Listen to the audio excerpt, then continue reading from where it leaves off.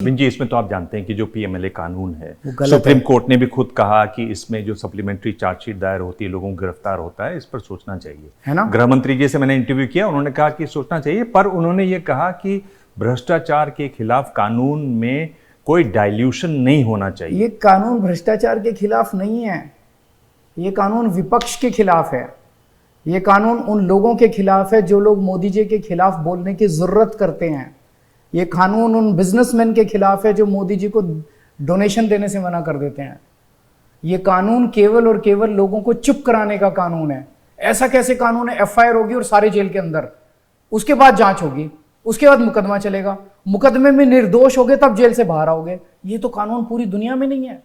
तो आपकी सरकार आएगी तो आप ये कानून बदलेंगे? बिल्कुल बदलेंगे, सारा कानून भी बदलेंगे, सिस्टम को चेंज करेंगे। पर ये जो आपने बात की कही कि सबूत होने चाहिए, जांच होनी चाहिए, आप भी आरोप लगाते थे उन लोगों के खिलाफ जो आपके साथ बैठे रहते हैं आजकल ऐसा नहीं इंडिया कहा कि गठबंधन बिना में। सबूत के और बिना जांच के किसी को अंदर कर दो, मैंने कभी ऐसा नहीं कहा। किसी ने अगर भ्रष्टाचार किया, मैं हमेशा लोकपाल बिल जिसके लिए लड़े उसमें सबसे पहला प्रावधान था, भाई आप जल्दी जांच पूरी करके जल्दी मुकदमा करके दोषियों को सजा दो।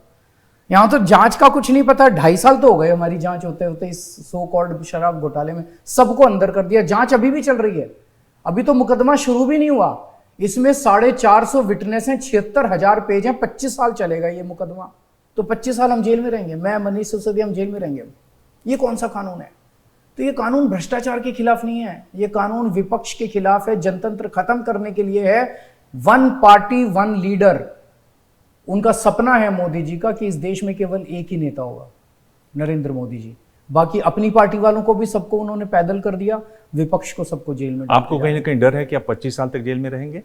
ऊपर वाला साथ है मेरे, सच्चाई हार नहीं सकती।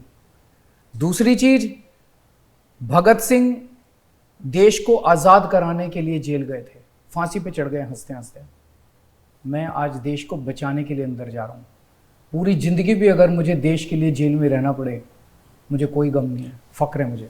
ये आप बार बार कहते हैं, पर मैं समझना चाहता हूं, आप जेल जाएंगे तो देश कैसे बचेगा? देश बचेगा क्योंकि उसके खिलाफ आवाज उठेगी, उसके बारे में लोग जानेंगे। कि अब जब मैं अंदर गया, लोगों ने कहा यार शरीफ आदमी है, अच्छा आदमी है, इसको बताओ जेल भेज दिया, तो लोग समझेंगे, पूरे देश के अंदर आवाज उठेगी, जरूर बचेगा देश। जब देश, केजरीवाल बहुत छोटा आदमी है, देश के 140 करोड़ लोगों को इकट्ठा होकर आवाज उठानी पड़ेगी इस तानाशाही के खिलाफ। नहीं यार, केजरीवाल इतना छोटा भी नहीं है। आप जैसे ही जेल से निकल कर आए, आपने तो प्रधानमंत्री नरेंद्र मोदी की छुट्टी कर दी। मैंने कहाँ छुट्टी कर दी? मैं तो मेरी कहाँ उनसे, वो बहुत बहुत बड़े आदमी हैं, देश के राजा हैं। मैं तो एक चौथाई स्टेट का अदना सा मुख्यमंत्री हूँ। आपने कहा कि अगले साल बाद वो जाएंगे, नए प्रधानमंत्री आएंगे। वो तो आ रहे हैं, वो तो कहीं उनका रूल है उनके यहाँ। आडवाणी जी को किस कानून के तहत बाहर किया गया? 75 साल के हो गए थे इसलिए। मुरली मनोहर जोशी को किस कानून के तहत बाहर किया गया? 75 साल के हो गए थे इसलिए। या तो मोदी जी कहते हैं कि जो कानून बाकियों पे लागू होता है वो मेरे पे लागू नहीं होता। योगी जी, उनकी भी छुट्टी कर दी आपने। वो जब मैंने बोला कि योगी जी को 2 महीने के अंदर हटा दिया जाएगा, ये जो मैंने बोला है ये घर घर में चर्चा है। मैंने सब दबी आवाज में बोल रहे थे, मैंने मुखर होके बोल दिया, तो सब दबी सबके चर्चा है। और जब मैंने बोला उसके बाद किसी भी बीजेपी के नेता ने इसका खंडन नहीं किया कि केजरीवाल झूठ बोल रहा है, नहीं नहीं हम मोदी योगी जी को नहीं हटाएंगे, किसी ने खंडन नहीं किया। इसका मतलब उनकी पूरी प्लानिंग है इनको हटाने की। ये बात आपको किसने बताई? बताने की जरूरत ही नहीं है, आपको भी पता है, सबको पता है, घर घर में चर्चा है, दबी आवाज में सब बात कर रहे हैं। मैंने हिम्मत करके सबके सामने बोल दिया, इतना ही किया मैंने। पर ये तो चर्चा पंजाब के लिए भी है कि भगवंत मान को हटाएंगे और राघव चड्ढा को बनाएंगे। अमित शाह जी हटाना चाह रहे हैं। अमित शाह जी अभी बोल के आए हैं। अमित शाह जी 3 दिन पहले लुधियाना गए थे और लुधियाना में बोल के आए कि 4 जून के बाद मैं पंजाब सरकार को गिरा दूंगा और भगवंत मान को मुख्यमंत्री के पद से हटा दूंगा। आप सोच सकते हैं कि 75 साल में किसी गृह मंत्री ने इतनी गुंडागर्दी वाला स्टेटमेंट नहीं दिया कि किसी राज्य के अंदर जाके 117 में से 92 एमएलए हैं हमारे। क्या प्लान है उनका, क्या षड्यंत्र है उनका? ईडी भेजेंगे, सीबीआई भेजेंगे, पंजाबियों को खरीदने की कोशिश करेंगे। मैं अमित शाह जी को कहना चाहता हूँ कि आप प्यार से मांगते, पंजाबियों का दिल बहुत बड़ा है, एक आध सीट दे भी देते। अब ये जो धमकी दे के आए हो ना, 1 तारीख को जब चुनाव है तो देखना पंजाब के लोग आपको इस धमकी का क्या जवाब देते हैं।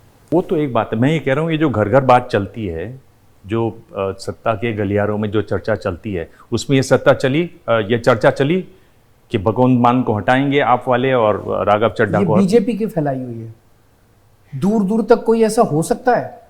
भगवंत मान एक बेहद पॉपुलर लोकप्रिय मुख्यमंत्री हैं, राघव चड्ढा का दूर दूर तक कोई रोल ही नहीं है। ये बीजेपी वाले ऐसी झूठी सच्ची स्टोरीज प्लांट करते हैं जिसका कोई सिर पैर नहीं होता।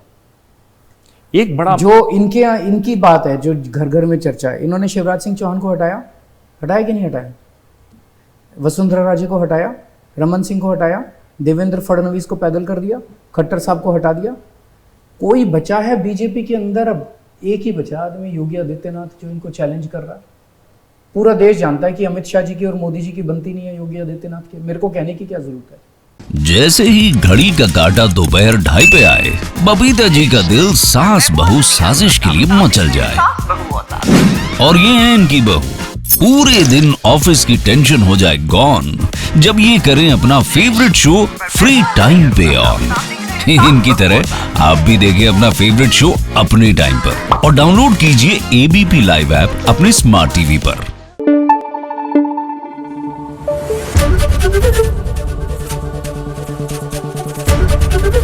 एबीपी न्यूज आपको रखे आगे।